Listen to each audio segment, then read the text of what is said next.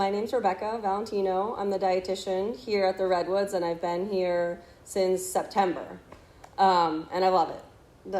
And today we're just going to talk about antioxidants. So by the end of today, I'll give you a brief summary of what antioxidants are, how they benefit our lives, how we can include them more into our lifestyle, and we're going to get to taste them. So Chef prepared for us a fresh juice and a snack that we can all enjoy after. Okay, so antioxidants literally mean, you break it down into two parts. It literally means against. Anti is against, and then oxidant is oxidation. And I was looking, when I was doing the slides and trying to figure out a good definition, I wanted something simple. I really liked the one from the National Cancer Institute. So this is their definition. An antioxidant is a substance that protects cells from the damage caused by free radicals. Has anybody heard the term free radicals before? I've heard it, but I don't know what it is. Yeah, okay.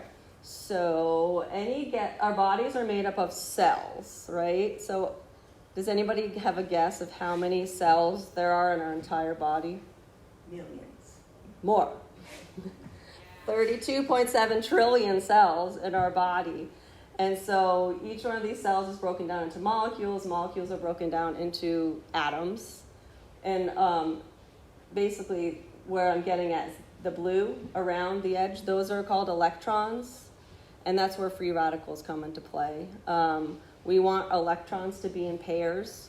And when they're not in pairs, that means the molecule is unstable. And so antioxidants are going to come back and help stabilize it. So that is what we're talking about next. Yeah, so this is what I just reviewed. So in chemical terms, oxidation means the process of losing an electron. It makes more sense So a stable molecule, if you see all of these, you want an even number of electrons.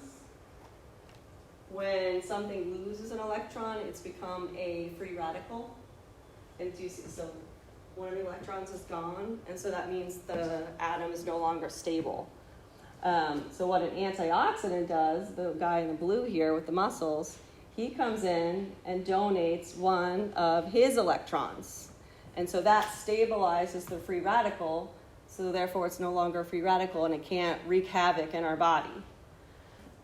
Natural processes in our body create free radicals, so it's inevitable to have free radicals in our body. We get them through metabolism, but there's environmental ones that, so the sun, overexposure of the sun, the UV light, the pollution in the air, toxins, chemicals, even exercise is going to cause free radicals. And inflammation, the man standing over there is inflammation. And over time, what this can do is all the free radicals are just eventually wreak havoc in our body, and they can disrupt actual DNA. So for instance, skin cancer. Our skin cells have like a code, and when that code is disrupted by the free radicals, it can cause melanoma. And free radicals can also increase our chance of heart disease, cancer, rheumatoid arthritis, and different glaucoma and cataracts for eye disease. So I'm just going to talk about how we can prevent the free radicals that are inevitable, how we can prevent them from really harming our bodies.